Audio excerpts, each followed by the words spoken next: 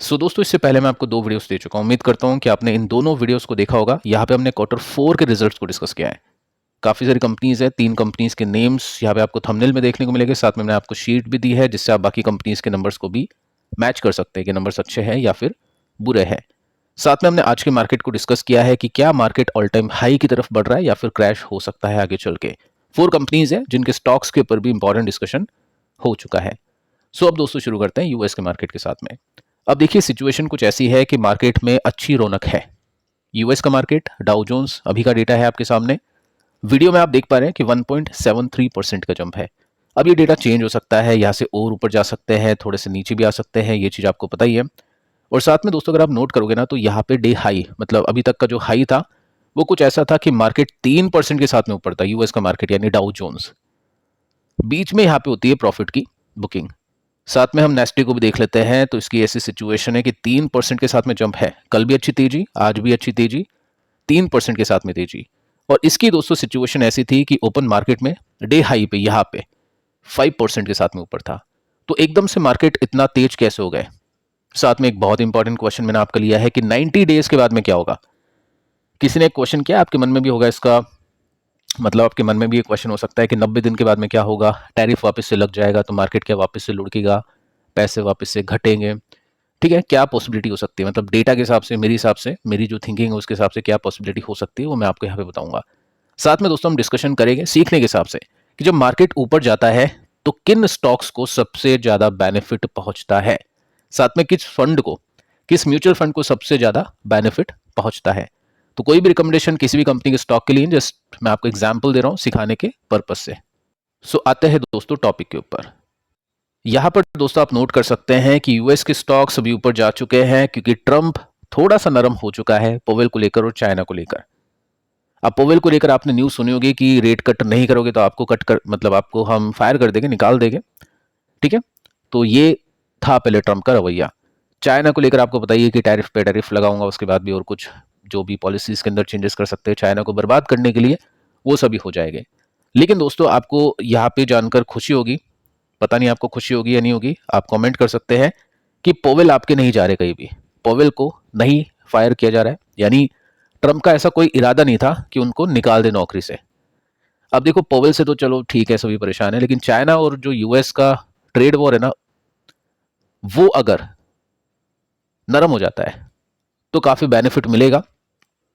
जो टैरिफ है वो चाइना के ऊपर भी ना लग के या कम लग के बाकी कंट्रीज के ऊपर काफी कम लगेगा, क्योंकि सबसे ज्यादा जो टैरिफ लगा है वो चाइना के ऊपर लगा है। अगर चाइना से टैरिफ कम होगा तो ऑब्वियस है बाकी कंपनीज, सॉरी बाकी जो कंट्रीज है उससे भी टैरिफ कम होगा। यहाँ पे अब जो ट्रंप का रवैया है वो कम कठोर है चाइना को लेकर, और यहाँ पे बोला जा चुका है कि चाइना के साथ में चलो बातचीत हम सही से कर पा रहे, सब कुछ ठीक है। और साथ में दोस्तों बोला है कि जो हाई टैरिफ है चाइना के ऊपर वो डाउन होगा, वो कम होगा, लेकिन दोस्तों वो जीरो नहीं होगा। तो जीरो तो चलो नहीं होगा, क्योंकि जीरो करना तो मतलब ट्रंप की भी बेइज्जती होगी कि इतना सब कुछ कर दिया उसके बाद में टैरिफ को जीरो कर दिया। लेकिन दोस्तों ये बिजनेस है, कंट्री ऐसे मस्ती मजाक में नहीं चलती है। बहुत सारी रेस्पॉन्सिबिलिटीज होती है, काफ़ी सारी चीज़ें होती है, पूरी कंट्री है, पूरा स्टॉक मार्केट है, तो सब कुछ देखना पड़ता है। तो यहाँ पे डेफिनेटली ट्रंप थोड़ा सा नरम हो चुका है, और जो कि होना भी चाहिए था। अब देखिए क्वेश्चन ये बनता है कि 90 डेज के बाद में क्या हो सकता है। देखो मुझे जैसा लग रहा है वो मैं आपको बताऊंगा, ऐसा कुछ नहीं कि ऐसा होगा नहीं होगा। क्रिश का कंप्यूटर है नहीं मेरे पास में तो एग्जैक्टली मुझे पता नहीं है, लेकिन हाँ जो डेटा मुझे दिख रहा है उसके हिसाब से मुझे ऐसा लग रहा है कि यहाँ पे जो नेगेटिविटी थी ट्रंप की, वो बढ़ते बढ़ते बढ़ते बढ़ते ऑल टाइम हाई पर आ चुकी है। अब यहाँ पे सैचुरेशन पॉइंट आ चुका है उसका, और यहाँ पे धीरे धीरे करके करेक्शन होना शुरू हो चुका है। तो मुझे लग रहा है कि ये करेक्शन होता होता 90 डेज में जो भी हम यहाँ पे देख पा रहे हैं नेगेटिविटी, वो शायद इतनी नहीं हो, वो कम हो जाए। ठीक है, मुझे ऐसा लग रहा है पर्सनली कि ये चीजें आगे बढ़ जाएगी 90 डेज के बाद में, और कुछ चीजें मार्केट के अंदर प्ले करेगी। क्वार्टरली रिजल्ट तो ठीक है अभी प्ले कर रहे हैं, बाकी मुझे ऐसा लग रहा है जितनी भी नेगेटिविटी अभी है ट्रंप की ट्रेड वॉर को लेकर, शायद उतनी 90 डेज के बाद में नहीं हो, और मार्केट शायद जब ऊपर जाएंगे तो वो ऊपर टिके, वापस से अपना जो लो अभी बना है उसको तोड़कर शायद नीचे नहीं जाए। अगर आउट ऑफ सिलेबस कुछ आ गया तो दोस्तों बात अलग है, बाकी मेरा ऐसा लगता है, मुझे ऐसा लगता है, मेरा ऐसा मानना है। आपको क्या लगता है, आप चाहे तो कमेंट करके बता सकते हैं। अब देखो आप चैनल के साथ में जुड़े हुए हो, जो भी डेटा के अंदर चेंजेस हो गए अपने व्यूज़ भी उस हिसाब से बदलेंगे, क्योंकि अल्टीमेटली गोल है पैसे कमाना। व्यूज़ चेंज होना होता है मार्केट के हिसाब से। अगर मार्केट अगर चेंज है तो ऑब्वियस है व्यूज़ अगर आपके चेंज नहीं होगे, आप ज़िद्दी बने रहोगे तो पैसे बनेंगे नहीं, पैसे घटेंगे। तो चीज़ों के हिसाब से अपने आप को फ्लेक्सिबल करना पड़ता है और मार्केट के हिसाब से अपने को चलना पड़ता है, ना कि मार्केट अपने हिसाब से चलेगा। ठीक है, अभी देखो एफ के हिसाब से मार्केट चल रहा है और एफ ने क्या किया है, आज भी बाइंग की है 3,332 करोड़ की। तो एफ ने काफ़ी अच्छा माल उठाया, 15, 16, 17, 21, 22, 23 कंटिन्यूसली एफ की बाइंग चल रही है, उस वजह से मार्केट अभी काफ़ी अच्छा परफॉर्म कर रहा है। अब देखिए मार्केट अच्छा परफॉर्म कर रहा है तो कुछ हिंट्स आपको मिलते हैं। आपको बताइए बुल मार्केट आपने देखा है, बेयर मार्केट आपने देखा है, तो बुल मार्केट के अंदर सबसे पहला जो हिंट है वो क्या मिलता है, वो दोस्तों मिलता है आईपीओ। आईपीओ आना शुरू हो जाते हैं। अभी आपने देखा आईपीओ की मतलब क्या है, मतलब अभी कमी पड़ गई है, एकदम से अकाल पड़ चुका है और एकदम से आईपीओ की बारिश हो जाती है जब बुल मार्केट होता है।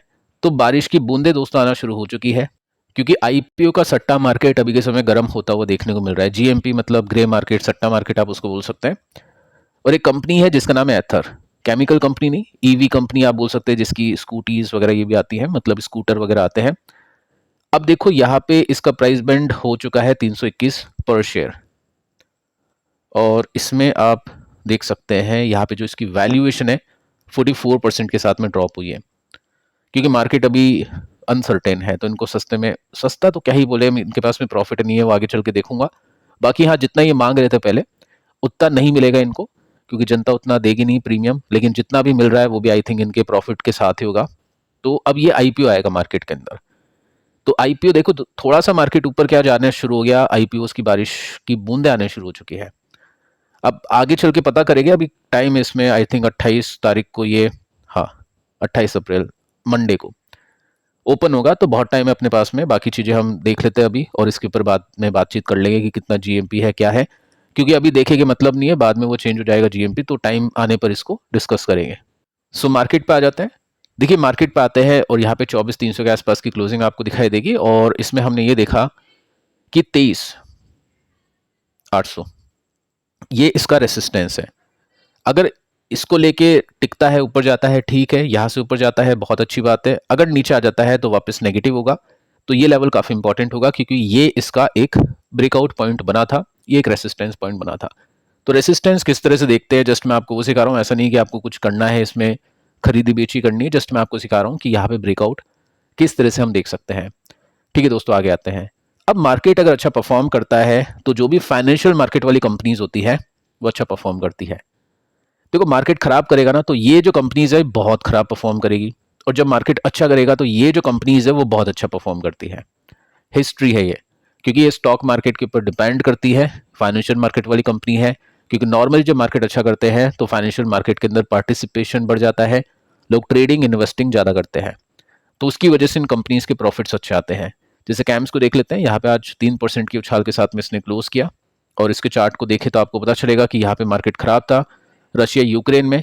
उसके बाद में जब प्रॉब्लम सॉल्व होती है तो कितना अच्छा परफॉर्मेंस ने किया, 2000 का डबल से भी ज़्यादा हो गया, 5000 हो गया था। वापस से अभी नीचे और वापस से अभी ऊपर जाने की कोशिश करें। अगर मार्केट अच्छा परफॉर्म करता है तो डेफिनेटली हम उम्मीद कर सकते हैं कि इन कंपनीज के मुनाफे अच्छे आ सकते हैं। बाकी चार्ट के अंदर ब्रेकआउट भी आपको इसमें दिख रहा होगा। CDSL 3% की जंप के साथ में स्टॉक ने क्लोजिंग दी है और इसको भी अगर आप देखोगे तो ये भी मार्केट के ऊपर डिपेंड करता है। मार्केट अच्छा करेगा तो ये बहुत अच्छा करेगा, मार्केट खराब करेगा तो बहुत खराब करेगा। ठीक है, अभी इसने बहुत सही पैसे बना के दिए, 500 का स्टॉक 2000 पहुंच गया, 4 टाइम्स हम बोल सकते हैं यहाँ पे गिरा और कुछ इंटरेस्टिंग ब्रेकआउट्स यहाँ पे देखने को हमको मिले हैं। तो ये कुछ कंपनीज होती हैं जिनको बेनिफिट पहुंचता है, क्योंकि CDSL का काम है डिपॉजिटरी का, तो डीमेट अकाउंट जितने ओपन हो गए ट्रेडिंग एक्टिविटी बढ़ेगी, आईपीओ जितने आएंगे, आईपीओ भी है तो बेनिफिट पहुंचता है इन कंपनीज को। ठीक है, और ये डुओपोली कंपनीज होती है दोनों, CDSL NSDL है, कैम्स और के फिनटेक है। तो ये कुछ कंपनीज हैं जिनको इन्वेस्टर देखते हैं। साथ में दोस्तों मोमेंटम इन्वेस्टिंग के लिए भी कुछ फंड्स होते हैं जहाँ पे भी इन्वेस्टर्स अपना लक आजमाते हैं। मोमेंटम इन्वेस्टिंग में आपको बता चुका हूँ जो मोमेंटम के साथ में चलती है। अगर मार्केट का मोमेंटम खराब है तो फिर आपको पता ही है क्या होता है, स्टॉक्स नीचे जाते हैं और ये जो मोमेंटम इन्वेस्टिंग है उल्टी हो जाती है। ठीक है, और उसके बाद में जब मार्केट का जो मोमेंटम है वो अच्छा होता है तो फिर पैसे भी ज़्यादा बनते हैं क्योंकि वो उस मोमेंटम के साथ में ऊपर जाते हैं। ठीक है, तो यहाँ पे आप नोट कर सकते हैं, एक फंड मैं आपको बताऊंगा जिसको आप स्टडी कर लेना, क्योंकि एग्जाम्पल दे रहा हूँ कि मोमेंटम इन्वेस्टिंग भी मार्केट में होती है, और उसके लिए जो इंडिया है इसके अंदर काफ़ी सारे फंड्स अवेलेबल होते हैं।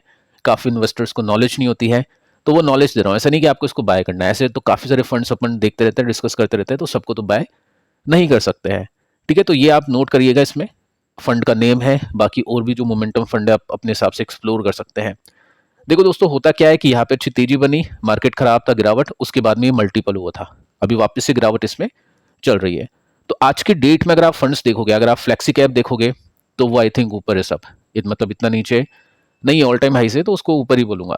मिड कैप, स्मॉल कैप, इनमें रिकवरी आना शुरू हो चुकी है, लेकिन मोमेंटम में अभी तक ऐसा कुछ नहीं हुआ है। ये ऊपर से काफ़ी नीचे पड़े हुए हैं अभी, क्योंकि मार्केट के अंदर मोमेंटम आएगा, उसके बाद में कंपनीज के स्टॉक्स के अंदर मोमेंटम आएगा, तब जाके यहाँ पे हमको तेजी मिलेगी। तो अभी है टाइम बाकी। अभी आप रेटिंग देखोगे तो आपको रेटिंग मिलेगी घिसीपिटी 1, यानी घटिया रेटिंग आप बोल सकते हैं इसको। अब ये धीरे धीरे बढ़ती है, 2 3 4 5 आप देखोगे इसकी आगे चल के, क्योंकि जब ये अच्छा परफॉर्म करेगा तो रेटिंग अच्छी मिलेगी। अभी आप फंड साइज देख लेना, और बाद में जब कुछ टाइम बाद जब ये अच्छा परफॉर्म करेगा तो आप इसका फंड साइज देख लेना, ये सब बढ़ेगा, रेटिंग सब बढ़ सकती है, ऐसा मुझे लगता है पर्सनली। क्योंकि होता ही है ऐसे, रेटिंग का मतलब क्या होता है, परफॉर्मेंस के हिसाब से ये मिलती है। ठीक है, तो अब देखिए यहाँ पे क्या होता है, कंपनीज ऐसी होती है जो मोमेंटम के साथ में है, ये टाइम टू टाइम चेंज करते रहते हैं, हर 6 महीनों के अंदर। भारतीय एयरटेल कुछ नहीं देखते हैं ये वैल्यूएशन क्या है इसकी, प्रॉफिट कितना है, कुछ नहीं। मोमेंटम का मतलब है pure technical play, price action, stock उड़ना चाहिए, मतलब नहीं है कि कौन क्या कर रहा है, कैसे कर रहा है। मार्केट कैप डिसाइड कर लेते हैं कि इतने इतने मार्केट कैप की कंपनी खरीदेंगे। मोस्टली यहाँ पे लार्ज और मिड कैप कंपनीज होती है, जितना, अच्छा यहाँ पे नहीं है लिखा हुआ, लेकिन हाँ ये लार्ज एंड मिड कैप्स होती है। ठीक है, तो यहाँ पे आप डीवीएस लैब देखोगे, एचसीएल टेक देखोगे आप, इन्फोसिस है, परसिस्टेंट है, साथ में दोस्तों कुछ और कंपनीज, ट्रेंड है जो अभी के समय क्रैश हो रखा है। ठीक है, तो इस वजह से ये नीचे है। डिक्सॉन अभी चलो ठीक है, अभी तेजी मिल रही है, लेकिन वो भी नीचे था। बीएससी एक कंपनी है इंटरेस्टिंग, देखो यहाँ पे इसको ये भी रखना पड़ेगा, सीमेंस, जो स्टॉक अभी ऊपर से पूरा बर्बाद हो चुका है, कितना बड़ा कट उसमें, 60% आई थिंक क्रैश हुआ है काफी तेजी से। ठीक है, तो ये सब कंपनीज होगी। फिर अगर ये अच्छा परफॉर्म नहीं करेगा तो 6 महीने बाद इसको निकाल के कोई और कंपनी एंटर करवा देंगे। तो मोमेंटम इन्वेस्टिंग या तो खुद से करते हैं लोग, या ऐसे करते हैं। ठीक है, तो मार्केट अगर अच्छा करेगा ना, तो ये कुछ एसेट क्लास तो नहीं बोल सकते, इसमें इंस्ट्रूमेंट्स बोल सकते हैं, कैटेगरीज बोल सकते हैं, जिनको सबसे ज़्यादा बेनिफिट्स मिलता है। स्टॉक्स में आपको बता चुका हूँ, साथ में हम फंड को भी देख चुके हैं, तो इसको आप पढ़ लेना, स्टडी आप इसके ऊपर कर सकते हैं। बाकी दोस्तों इस वीडियो में इतना ही, उम्मीद करता हूँ पिछले दोनों वीडियोस आपने देखे होंगे, इसी तरह से काफ़ी इंटरेस्टिंग और इंपॉर्टेंट थे। आज के लिए इतना ही, मिलता है कल किसी और वीडियो में किसी और इन्फॉर्मेशन के साथ, तब तक के लिए शुभ रात्रि।